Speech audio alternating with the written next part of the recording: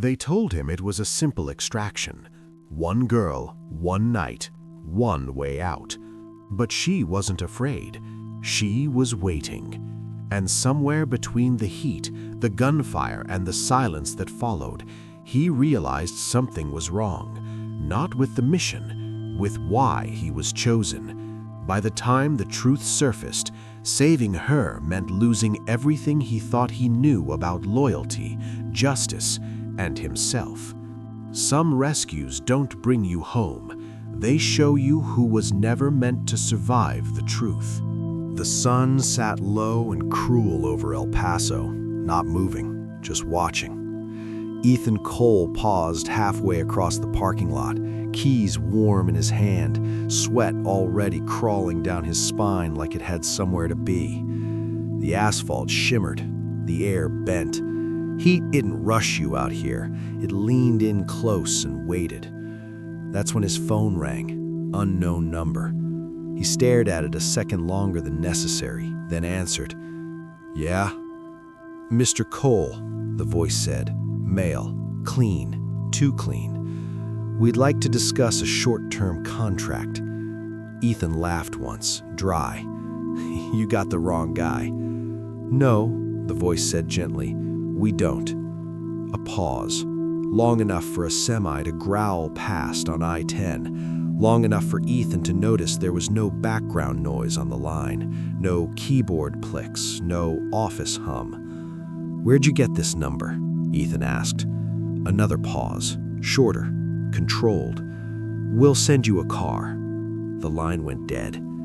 Ethan stood there, heat pressing against his face, and for a second he considered smashing the phone against his truck just to see if it would make the day feel more honest. Instead, he unlocked the door and climbed inside. The air conditioning coughed, then gave up. He swore in Spanish without thinking. "Pinche clima," he muttered, wiping his face. By the time the black SUV rolled up 20 minutes later, Ethan had already decided not to go. He still went. The conference room was glass and steel and refrigerated to the point of insult. Two men waited inside, no uniforms, no names offered. One smiled like it was a habit, the other didn't bother. "Mr. Cole," Smiler said, "we appreciate you meeting with us." Ethan dropped into the chair, stretching his long legs out. "I don't." Smiler chuckled. "Fair." They slid a tablet across the table. Ethan didn't touch it. "You know, every bad decision I ever made started in a room like this." "Then you'll recognize a good one," the other man said. Ethan raised an eyebrow. "That's so?" "Extraction. Cross-border. Time-sensitive." Ethan leaned back. "No." The tablet lit up on its own. A thermal feed bloomed across the screen, black and white, shapes breathing.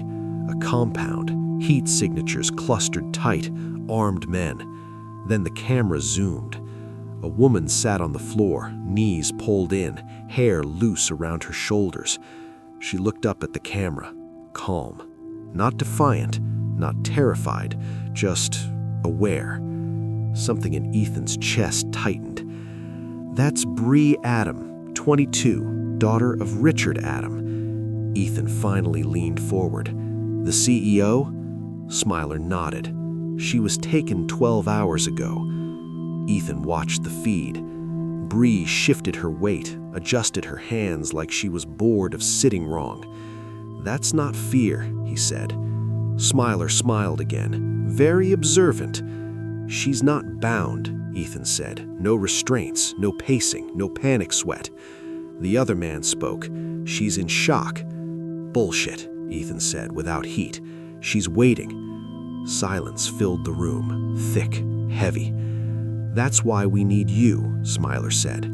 Ethan snorted. "You don't need me, you need someone quiet." Smiler didn't answer. That was enough.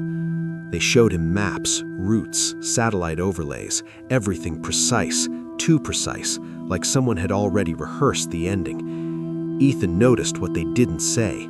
No mention of negotiation, no contingency plans beyond extraction, no backup names. "How'd you find her so fast?" Ethan asked. Smiler's pen stopped mid-spin. "Resources," he said. Ethan nodded slowly. "Uh-huh." He stood. "I'm out." The other man leaned forward. "We haven't discussed compensation." Ethan smiled. "You can't afford it." He made it 2 steps towards the door before Smiler spoke again. "Your last unit was Bravo 7, he said softly. Ethan stopped. The room felt smaller. Smiler didn't look up from the tablet. "San Miguel Corridor, 3 years ago." Ethan turned slowly. "You don't say their name." Smiler finally met his eyes. "We're not." Another silence, deeper this time. Ethan exhaled through his nose. "You people don't know when to stop." Smiler slid the tablet closer. The thermal feed replayed. Bree Adam looked straight into the camera again, like she could see him now. 4 hours, Smiler said. "Then we move without you." Ethan stared at the screen. The girl lifted her head slightly, her eyes narrowed just a fraction, like she'd felt something change. Ethan reached for the tablet at last. "Don't rush me, and don't lie to me." Smiler's smile didn't waver. Outside, the sun burned on, unmoved, and somewhere between the silence and the screen, Ethan realized the job wasn't clean. It was polished, and that scared him more. The first thing Ethan noticed was the shade. Not the absence of light. There was plenty of that, harsh and white and everywhere. But the way the girl stayed just inside it, like she understood the rules of heat. Half her face caught the sun through a broken skylight. The other half stayed cool, patient. She looked up when he entered. Didn't flinch, didn't scramble, didn't reach. She just watched him. Ethan felt the strange, pricking certainty of being evaluated. "Bree Adam," he said quietly, rifle low but ready. "We're leaving." Her eyes flicked past him once, cataloging the room. Open door, fallen guard, the thin trail of blood drying near the wall. Then back to him. "Are you hurt?" she asked. It wasn't what he expected. "No," he said. "You are?" She shook her head. A loose strand of hair stuck to her cheek. She didn't bother brushing it away. "Then you're late," she said. He almost smiled. Gunfire cracked somewhere outside, short, sharp, already moving away. Ethan angled his body, blocking her from the doorway without thinking. "You walk?" he asked. "Yes." "Good, because I'm not carrying you." "Disappointing," she said. "You look capable." That did it. A breath escaped him, something between a laugh and a sigh. They moved fast, not running. Running made noise. They slid through hallways that smelled of old dust and hot metal, shadows stretching thin and long ahead of them. Ethan listened with his whole body, counting footsteps, reading silence. Bree stayed close, not clinging, matching him step for step, like she'd done this before, or had at least imagined it often enough to be ready. At the exit, she paused. "You're ex-military," she said. It wasn't a question. Ethan glanced at her. "You're profiling me now?" She shrugged. "Your posture, your grip. You clear corners like you're apologizing to them." He snorted under his breath. "That's a new one." "You also swear in Spanish, but only when you're annoyed." He shot her a look. "You've been listening?" "I've been bored." Another crack of gunfire. Closer. "Stay behind me," he said. She did, but not blindly. When he shifted left, she shifted right. When he stopped, she stopped. Once, instinctively, she reached out and touched his arm, just 2 fingers, light as heat shimmer, before pulling back. "Truck," she whispered. Ethan nodded. 2 minutes. They burst into the sun. Heat slammed into him like a wall. The world flared white. Ethan blinked hard, scanning. Movement on the ridge. "Down," he said. They dropped together. Bree didn't scream, didn't gasp, just pressed into the dirt, breath even, eyes on him. "On 3, we run." She nodded once. They ran. The truck roared to life, tires spit gravel. Ethan swung the door open, shoved Bree inside, then followed, engine already screaming as bullets stitched the dirt behind them. They didn't talk until the compound was a smear in the distance and the heat softened into something survivable. Bree leaned back, exhaled slowly, then laughed. It surprised both of them. "Wow," she said. "That could have gone worse." Ethan glanced at her. "You always joke after almost dying?" "No," she said. "Only when I live." He huffed. "You're not what I expected." She turned to him fully now, studying his face like a puzzle she didn't intend to solve out loud. "You didn't ask what I expected either," she said. He noticed then, really noticed. She hadn't asked about her father, not once. The truck cut through the desert, sun bleeding toward evening, light thinning. Bree rested her head against the window, eyes half-lidded, calm settling back into place like armor. Ethan kept driving, and wondered what kind of girl didn't ask why the world was burning to get her back. Night fell wrong. Not gently, not with relief, just a hard switch flipped somewhere above the desert. The sky went dark, but the heat stayed, clinging to skin, trapping breath. Artificial light replaced the sun in sharp, ugly pockets. Headlights, security lamps, the red blink of distant towers. Ethan hated nights like this. Too many places to hide, too many ways to lie. The extraction point was a service road cut into scrubland, nothing but dust and tire ruts. The truck idled low.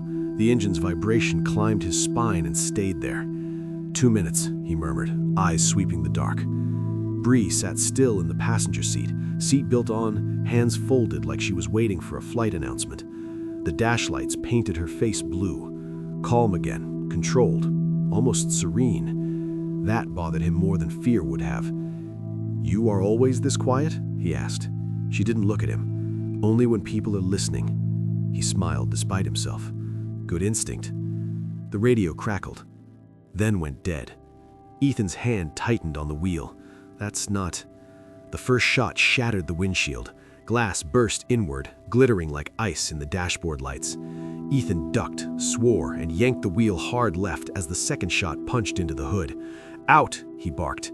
They moved at the same time. The door flew open. Night swallowed them. The world fractured into sound. Rifle cracks, gravel popping, the metallic scream of ricochets. Ethan fired once, twice, clean and fast, dragging Bree behind the engine block. "Stay down," he said. She did, but her eyes were up, tracking shadows, mouth set. This wasn't a scramble. It wasn't panicked gunfire. It was tight. Too tight. "Contact, right ridge," Ethan shouted, rolling, returning fire. The shooters shifted immediately, disciplined, practiced. Someone cut the headlights. Darkness thickened. False night. Ethan's pulse spiked. They knew where we'd stop. A shape lunged out of the dark, too close. Ethan swung, rifle snagged, too slow. The man raised his weapon. Bree moved. She grabbed a fallen flashlight, flicked it on, and shoved it straight into the man's face. Light exploded between them. The man cursed, staggered. Ethan fired. The body hit the ground hard. For half a second, nothing existed but Ethan's breath, and the afterimage of white burned into his eyes. Then someone shouted, "Bree!" Her name. Clear. Familiar. Wrong. Ethan froze. Bree stiffened beside him. Not fear. Recognition. "Get up," Ethan snapped, pulling her back as bullets chewed the dirt where she'd been. They ran, zigzagging, boots slipping, night tearing past in ragged pieces.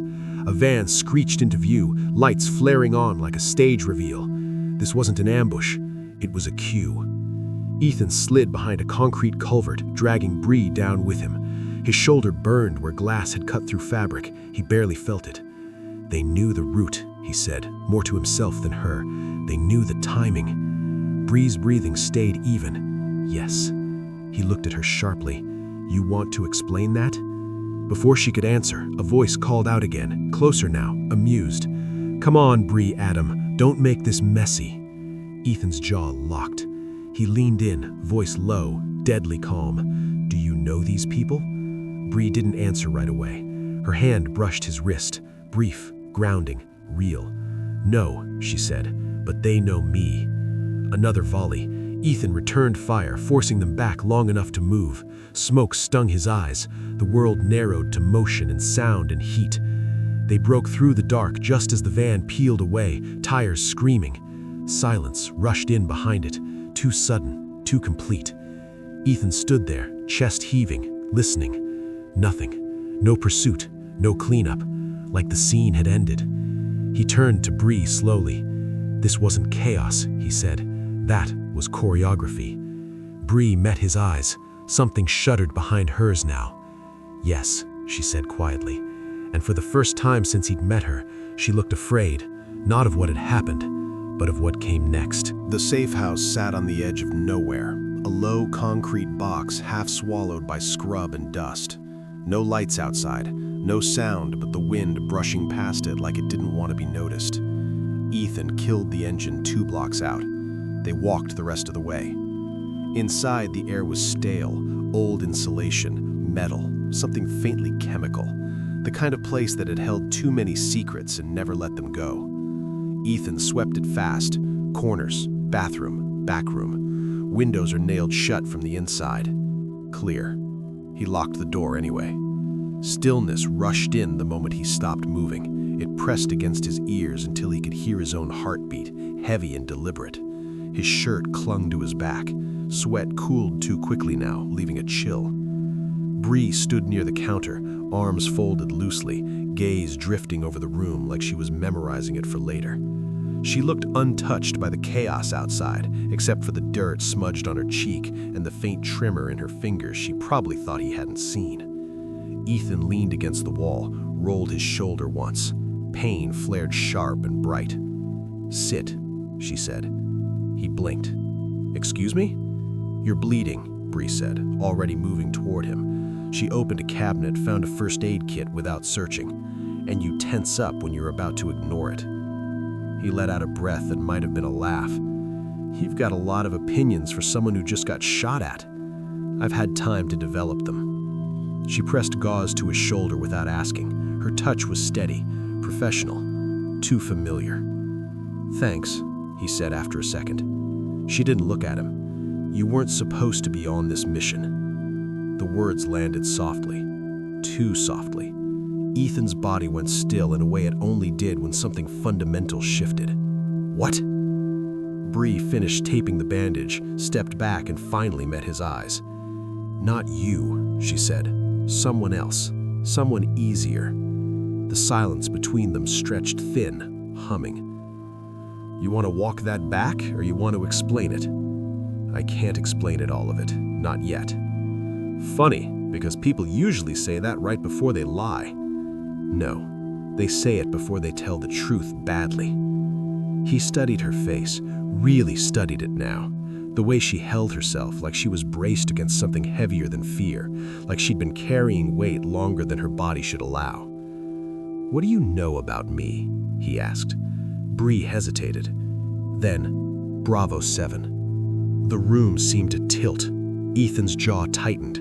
He turned away before she could see it crack, walked to the sink, ran water that sputtered and complained before settling into a thin stream. "That unit doesn't exist," he said. "I know," Bree replied quietly. "That's what made it easy." He gripped the edge of the sink. The metal was cold, grounding. "How?" he asked. She didn't answer right away. When she did, her voice was lower. "Files, contracts, incident reports that don't match casualty lists." He shut off the water. "You shouldn't know that," he said. "I shouldn't," she agreed, "but I do." They stood there, the air between them tight and unmoving. Outside, the wind died completely, like the desert itself was holding its breath. Bree broke the silence first. "There's food," she nodded toward a paper bag on the counter. "Cold, probably awful." Ethan glanced at it, then back at her. "You're changing the subject." "Yes." He considered pushing, decided against it. They ate in silence, stale tortillas, something canned and unidentifiable. Bree grimaced after the first bite. "That's criminal," she said. Ethan snorted. "Welcome to my childhood." She smiled at that, just a little, enough to feel like sunlight slipping through cracks. Takes skill, she said, to joke when everything's on fire. He shrugged. Fire's honest. She watched him for a moment longer than necessary. You don't ask about my father, she said suddenly. He paused, food halfway to his mouth. You don't bring him up. A beat. Fair, she said. The quiet that followed was different, less sharp, more tired. Trust didn't bloom, it settled, slow, careful, like something that could still be broken if either of them moved too fast. Bree leaned back against the counter, eyes closing for a moment. Get some rest, he said. I'll take first watch. She nodded. Wake me if the air changes. He smiled despite himself. You feel that too? She didn't answer. But she didn't sleep right away either. And in the still air of the safe house, with danger temporarily held at bay, Ethan understood one thing clearly. Whatever this mission was supposed to be, it had already changed shape. The laptop hummed like it didn't belong in the room. Everything else was still. Air unmoving, dust settled, the safe house holding its breath. But the screen glowed a hard, surgical white that cut through the dim like a blade. Bree set it on the table between them and stepped back, as if distance might soften what was coming. Ethan stood over it, arms crossed, weight on his heels. He didn't sit. Sitting felt like surrender. You don't have to, he started. Yes, Bree said, you do. She tapped the trackpad once.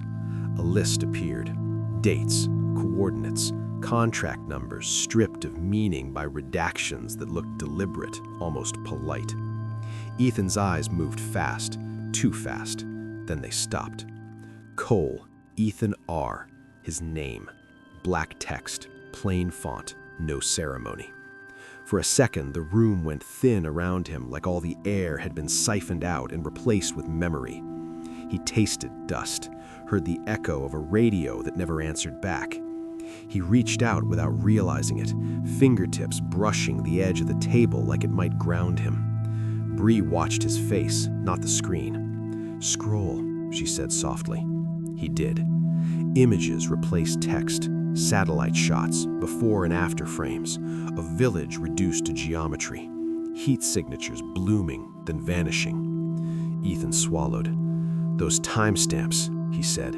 His voice didn't sound like his own. They're wrong. They were edited. The originals are archived elsewhere. He kept scrolling. A company logo flashed briefly in a footer before disappearing behind a blur. Atom Group. Ethan stopped. No, he said, not loud, just certain. He's a tech guy. Bree leaned in and tapped again. A contract surfaced, security consulting, offshore subsidiary, a signature block that didn't show a name, just authorization. Ethan laughed once. It came out sharp, broken. Son of a... He stopped himself, dragged a hand down his face. You're telling me a boardroom decision killed my team? I'm telling you, Bree said, that your mission was cheaper than sanctions. He stared at the screen, jaw working. His shoulders rose and fell once, hard. You staged the kidnapping, he said suddenly. Bree didn't flinch. Yes. The word landed clean, final. Ethan turned on her. You what?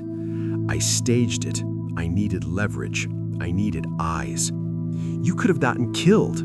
So could you, she said, then quieter. That was the point. The silence that followed was electric. You chose me, Ethan said. Yes. Why? Bree met his gaze, didn't look away.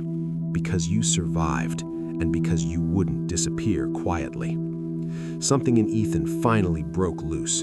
He slammed his palm into the table. The laptop rattled. His breath came fast now, sharp with fury he'd kept buried so long it felt like part of him. They used us, he snapped. They buried us, and you... He stopped, reined it in with visible effort. You pulled me back into it without asking. I asked, Bree said. You just didn't hear it yet. He turned away, paced the length of the room, fingers flexing like he needed something to grab or throw. His reflection stared back at him from a dark window, older, harder, eyes lit wrong. You think this ends with files? You think truth scares men like him? No, Bree said. I think exposure costs them control. He stopped pacing. Why not send this to the press? He asked. Because it would die, or worse, mutate.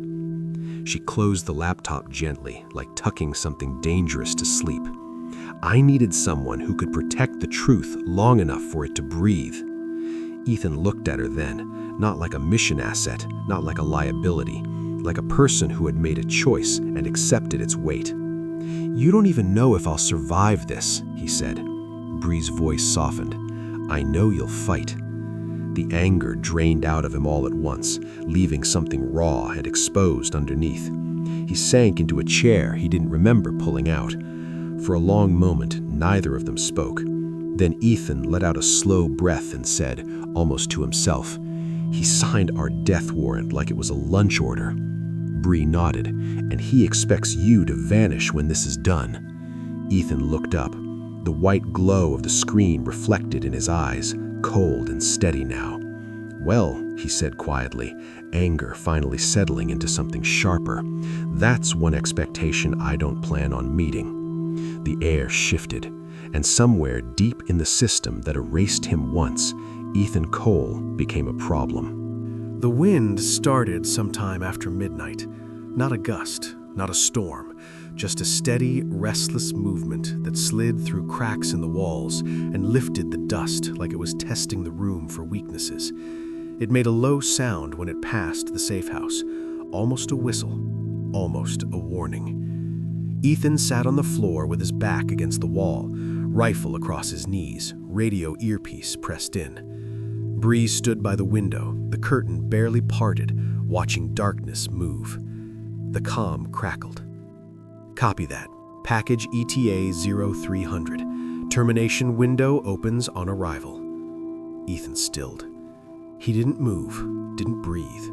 He waited, the way he'd been trained to wait, until the sentence finished killing him. Confirm secondary? A pause. Static. Secondary is Cole. Clean up on site. The words landed without drama. No emphasis, no malice. Just procedure. Ethan reached up slowly and pulled the earpiece free. He stared at it for a second, then set it gently on the floor, like it might explode if he dropped it. Well, he said, voice light, almost amused. That's rude. Bree turned. What? He glanced up at her. I'm a secondary. She frowned. What does that mean? It means, he said, shrugging, I don't get a ride home. The wind rattled the window. Bree crossed the room in 3 steps. Ethan. He looked up at her, tried for a grin. It came out crooked. Guess you were right. Someone easier. Her face drained of color. No, she said. No, they can't. They can, he cut in. They just did. He stood, stretching like he was shaking off a long drive instead of a death sentence. His hands trembled, just a little. He hid it by rolling his shoulders. On the bright side, he added, it saves paperwork. She stared at him, eyes bright now, breath shallow. This is my fault. That's debatable, he said. I've been pissing off powerful people my whole adult life. Don't, she snapped. Don't joke. He softened. I don't know how else to stand right now. The wind surged, pushing against the walls harder, like it was trying to get in. Bree pressed her arms to her eyes. When she dropped them, something had cracked. Her voice shook. I didn't think they'd be this fast. I thought we had time. Ethan stepped closer. Hey. She shook her head. I chose you because you wouldn't disappear, and now... Her breath hitched. Once. Twice. Then she broke. It wasn't loud, no sobbing, no collapse, just a sharp, involuntary sound she tried to swallow and couldn't. Tears spilled over, furious and sudden, like they'd been waiting for permission. Ethan didn't think. He reached out and pulled her in. She stiffened for half a second, then her hands fisted in the back of his shirt hard, like she was anchoring herself to something real. He felt her shaking against him, the weight of it, the heat of her tears soaking through the fabric. "It wasn't supposed to cost you," she said into his chest. He closed his eyes. "Everything costs something," he said quietly. "This just finally sent me the bill." They stood there while the wind howled outside, while the world narrowed to breath and touch and the steady beat of his heart under her cheek. He rested his chin lightly on her head, the contact careful, reverent. This wasn't romance, it was recognition. When she pulled back, her face was red, eyes fierce and wet. "I won't let them erase you, I swear." He believed her, not because she promised, because she was still standing. Ethan walked back to the table, pulled the laptop toward him, and opened it. The white light flared again, colder now against the dark. "They expect us at the extraction point. That's our kill zone." "Yes," Bree said. He looked up, which means it's also where they're listening. Understanding flickered in her eyes. "You want to broadcast," she said. "I want to breathe," he replied. Same thing at this point. She stepped closer. "If we do this, there's no disappearing." He met her gaze. There was never a disappearance. They stood there, wind rising, time tightening around them. Two choices, both lethal, one honest. Bree nodded once. "Then we expose everything." Ethan closed the laptop, the click final as a gun chambering. "Good," he said. "I was never good at quiet anyway." Outside, the wind surged harder, carrying their decision out into the dark, toward the place where someone else had already decided how this would end. Rain slid down the windows in long, unbroken lines. The city below glowed in fragments, white headlights, red signals, glass towers blinking back at themselves. High above it all, a man stood with his hands clasped behind his back, watching a wall of screens breathe. No sound, no hurry. One feed showed a desert road, empty now. Another flickered through satellite overlays, heat signatures fading where they should not have faded yet.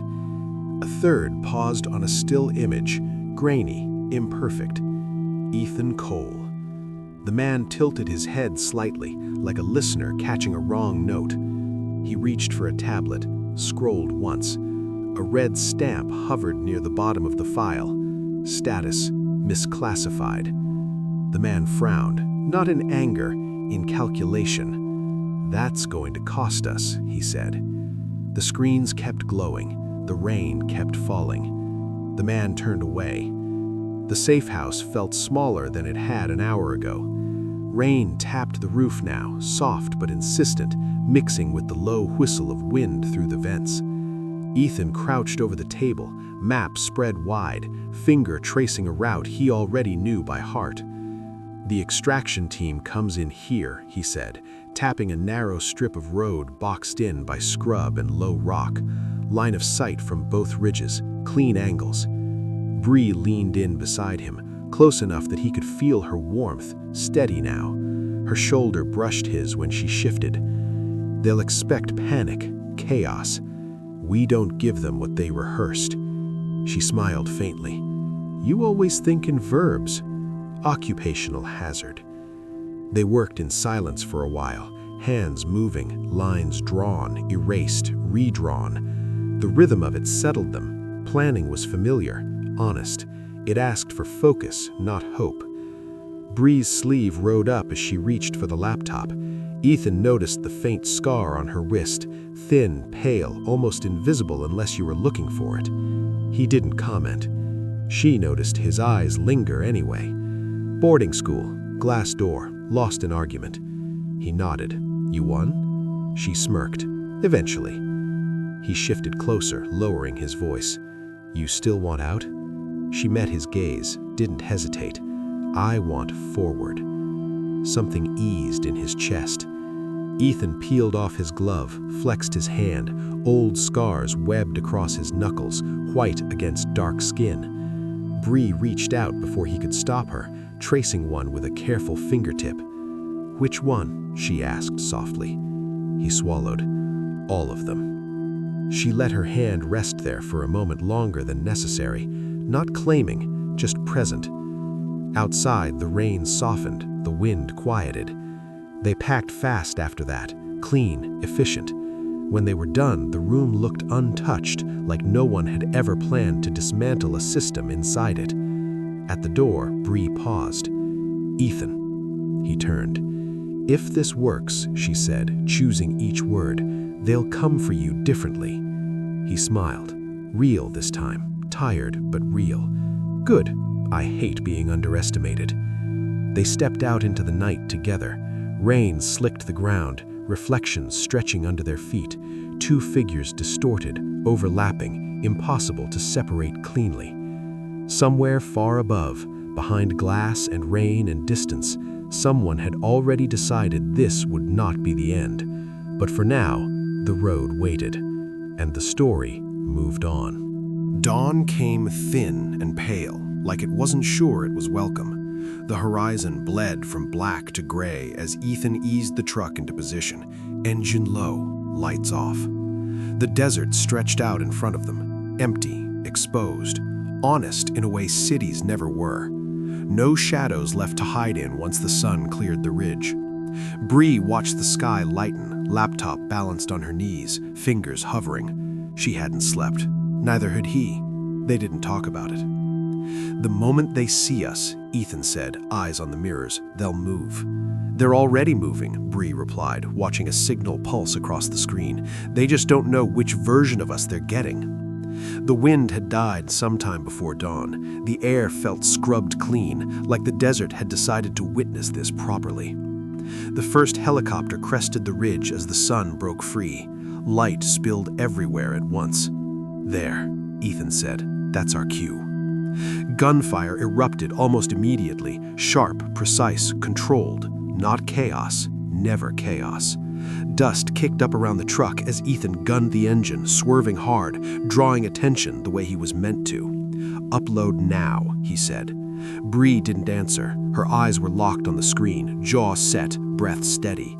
Lines of data streamed upward, numbers climbing, connections opening like doors being forced wide. A second helicopter swung low, rotors chopping the air. A voice boomed through a loudspeaker, calm, practiced. "Bree Adam, step away from the vehicle." She looked up then, just once. "That's him," she said. Ethan felt it in his gut before she explained, "Your father." The truck skidded to a stop in a cloud of dust. Armed men fanned out, weapons raised but disciplined, waiting for permission to finish it. Richard Adams stepped forward. He looked exactly like the man on magazine covers, pressed suit despite the dust, hair immaculate, expression composed. The sun lit him cleanly, no shadows to soften the edges. "Bree," he said, voice carrying easily, "this is unnecessary." She opened the door and stepped out. Ethan's hand tightened on the wheel. "Bree." She walked toward her father, laptop cradled against her chest like something fragile and alive. "You taught me control," she said. "You just didn't think I'd use it on you." His smile flickered just a fraction. "You don't understand how this works," he said. "I do," she replied. "That's why it ends now." Behind her, the progress bar hit 98%. Richard Adams' eyes shifted, just slightly, toward Ethan, toward the truck, toward the sky. "You were never meant to be part of this," he said coolly.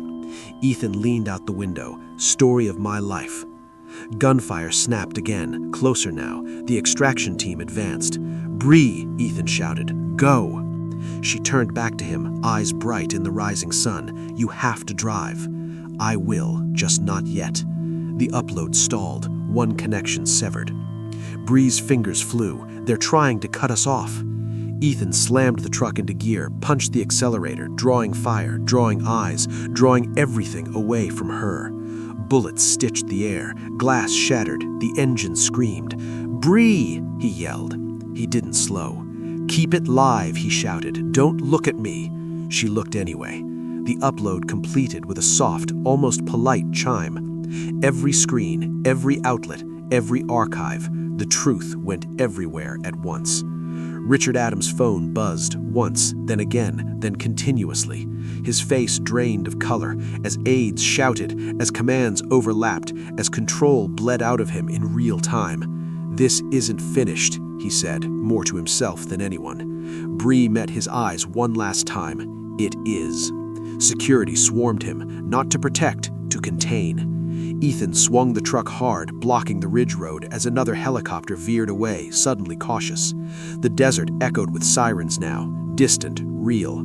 He caught one last glimpse of Bree, standing in full daylight, untouched, unbowed, as he turned the wheel and drove straight into the chaos he'd chosen. The sun climbed higher. There was nowhere left to hide. And for the first time since the mission began, the world saw everything exactly as it was. Morning arrived without ceremony. No sirens, no rotors, just the desert settling back into itself, the wind easing until it forgot what it had been doing. Light spread slowly, honest and wide, touching everything the night had tried to hide. Bree stood alone at the edge of the tarmac. The sky was clean, open, a pale blue that felt almost unreal after so much smoke and sound. She breathed it in and waited for the aftershock, for the world to rush back at her, loud and demanding. It didn't. Peace arrived like it wasn't sure she'd accept it. Behind her, voices stayed low. Phones buzzed and stopped buzzing. Orders were given and quietly undone. Richard Adam was escorted past her without resistance, his hands free, his face finally stripped of authority. He didn't look at her. He didn't need to. By noon, the story had settled into fact. Accounts frozen, boards dissolved, contracts pulled into daylight and left there. Not vengeance, not spectacle, just consequence, moving with the steady weight of something long overdue. The fallout didn't roar, it clicked into place. Bree signed what needed signing, said what needed saying. She spoke clearly, briefly, without embellishment. She didn't cry on camera. She didn't apologize for surviving. When it was done, she stepped outside again. No guards now, no handlers hovering at her shoulder. Just sun and wind and a horizon that didn't belong to anyone. She walked, past the line where the truck had stopped, past the place where dust still bore the memory of tires spinning hard. She knelt once, pressed her fingers into the dirt, and stood again without looking back. There was no body to bury.